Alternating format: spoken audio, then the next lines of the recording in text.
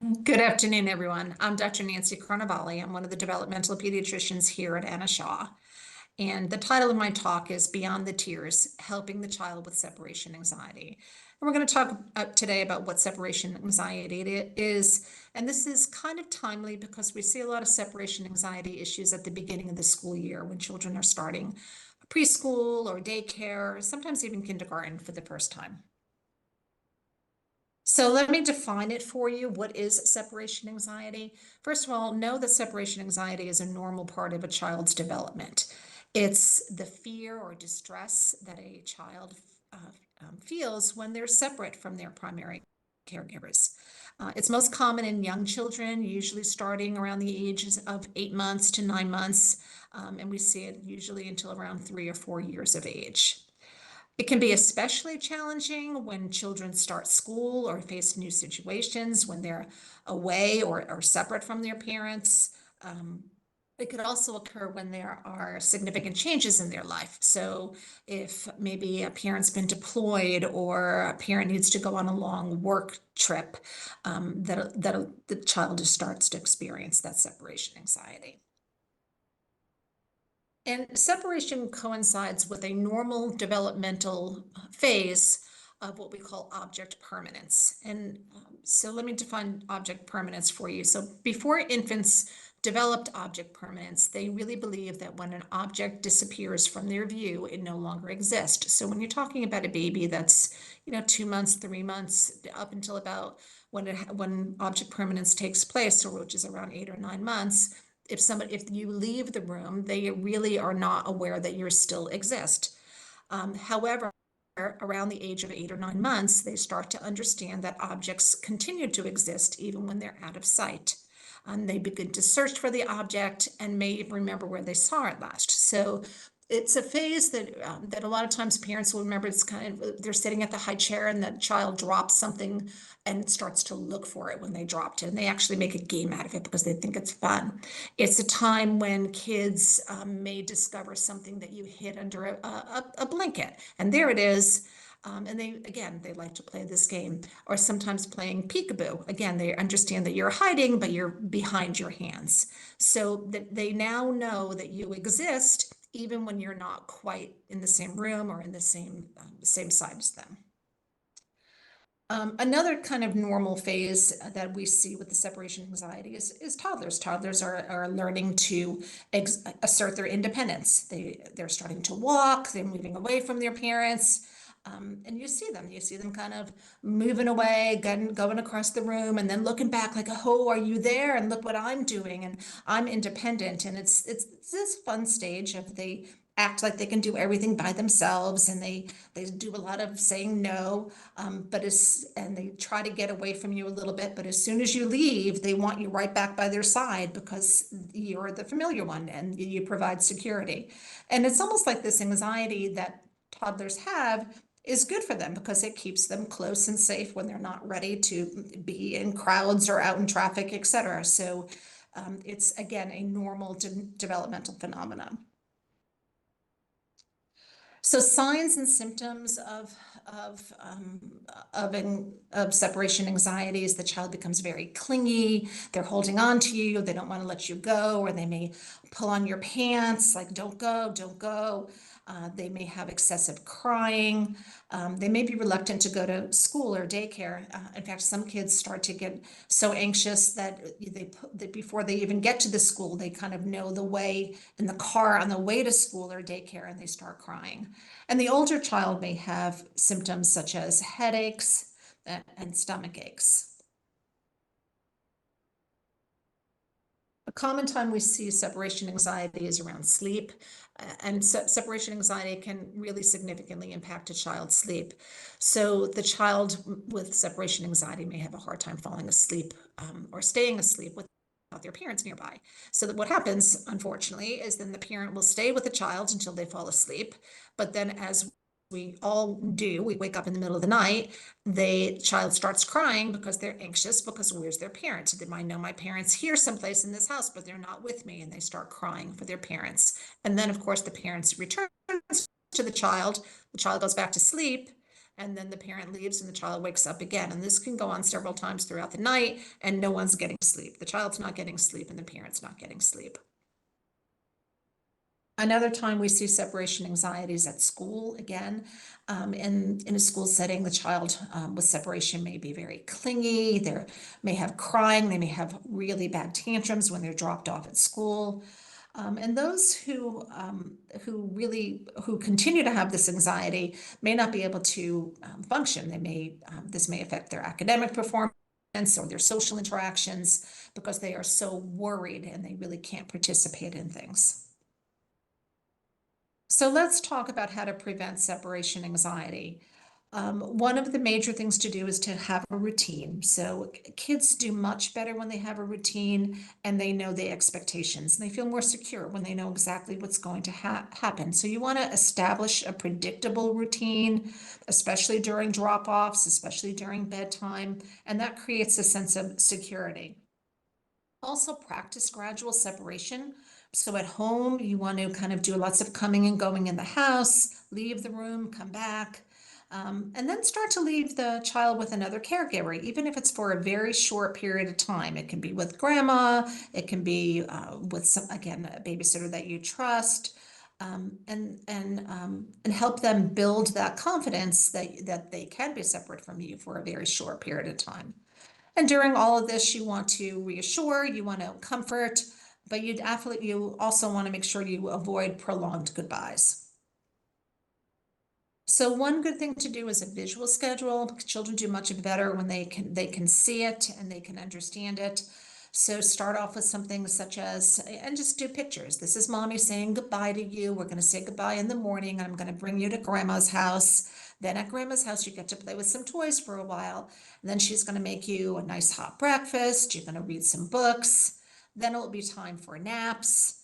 And then when you wake up, grandma was going to say goodbye and mommy's going to be there to pick you up. So again, you want to explain to them what's going to happen ahead of time, have that visual schedule so they can look at it, explain it ahead of time, and that often provides a lot of comfort for your child. You can use what's called transition objects. Transition objects are the child's favorite blanket, child's favorite stuffed animals. A lot of those things kind of provide comfort for the child, let them take them with them, and they can hold on to those things that, again, that kind of gives them the sense of their home and comforts them. One thing that you may want to do is just establish a goodbye ritual, and you can have the child help you make this up, and it's just something that you're going to do every day when you say goodbye. It could be kiss kiss, hug hug, high five, or have a good day, but some type of thing that you say that will be kind of the last thing that you say, so the child knows that it's time for you to leave. Again, you can use your transition object during this time, but they get used to that. Now, you don't want to make it prolonged. Don't worry about your child getting OCD through it. It's just a very short little ritual, which again lets them know it's time for you to leave, but again gives them that comfort of something that they have prepared for, and will make them feel better because it's something that they do on a regular basis. When it comes to managing tough goodbyes, so some of them can be very tough. So you're having a hard time dropping the child off. Remember to stay calm because the child is reading your emotions. So be careful not to show that you're maybe anxious at the same time or you're getting frustrated. So try to stay calm and not raise your voice. Avoid sneaking away. You don't want to go out the back door again because then the child's going to not trust you, and you want to be consistent. So again, you need to need to leave the house, make that goodbye and leave, because if you walk out the door, the child starts crying and you come immediately back in the door, they're going to start to realize, well, I can just cry and mommy's going to come back. So you have to really learn to be consistent about leaving the child. You want to foster independence. So during times when you're home, encourage independent play. Child's just learning to play in their playroom by themselves with their toys, and praise them for playing by themselves. Praise efforts to separate and to be independent. Good job, you did that by yourself. You stayed there by yourself. So to give them a lot of praise. And again, that kind of coming and going. I'm going to go to the laundry. I'll be right back and check on you. Some kids who really, really struggle, I have parents kind of maybe even go for a walk outside and talk on a walkie-talkie to them or FaceTime them, or again, just call them from a distance. And even just little things like going outside to check the mail, going down the street and talking to them on the phone so that they see that they can be separate from their parents. And then another thing is just we want to foster social interactions with peers. Again, the transition should be that they're gradually breaking away a little bit from their parents, and we want them to have fun with other children. If it starts to be a real problem in school, we may need to enlist the help of teachers or babysitters because they can help play a role in helping the kids adjust to a new situation. They may use a motivator, something like, I have a surprise for you in my pocket. As soon as you say goodbye to mom, I'm going to go give you my surprise. So again, those positive reinforcers, and it's okay to make something fun and give them a surprise. Sometimes letting them be the helper. Why don't you come in and I need you to feed the fish for me? Or can you feed our new hamster?